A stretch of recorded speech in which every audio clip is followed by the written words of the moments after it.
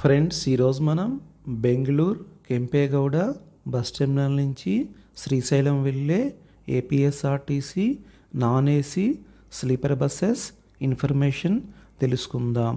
బెంగళూరు నుంచి శ్రీశైలం వెళ్ళటానికి రాత్రి 8:30కు నాన్ ఏసీ స్లీపర్ బస్ ఉన్నది. ఈ బస్ బెంగళూరు కెంపేగౌడ బస్ టెర్మినల్లో రాత్రి 8:30కు బయలుదేరి శ్రీశైలం వెళ్ళేసరికి ఉదయం 10 అవుతుంది.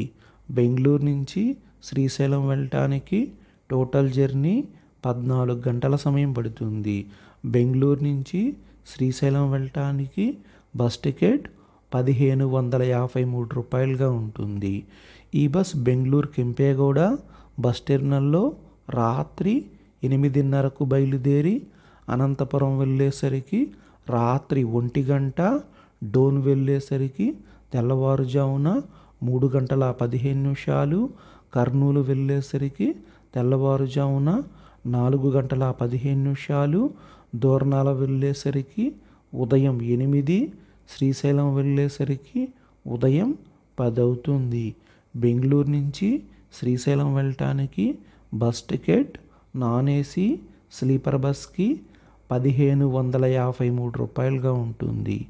ఈ బస్ బెంగళూరు కెంపేగౌడ బస్ టెర్మినల్లో బయలుదేరి హెబ్బాల్, యలహంక, కోడికొండ చెక్పోస్ట్, అనంతపురం, గుత్తి, డోన్, కర్నూలు, నందికొట్కూరు, ఆత్మకూరు, దోర్నాల మీదుగా శ్రీశైలం వెళుతుంది.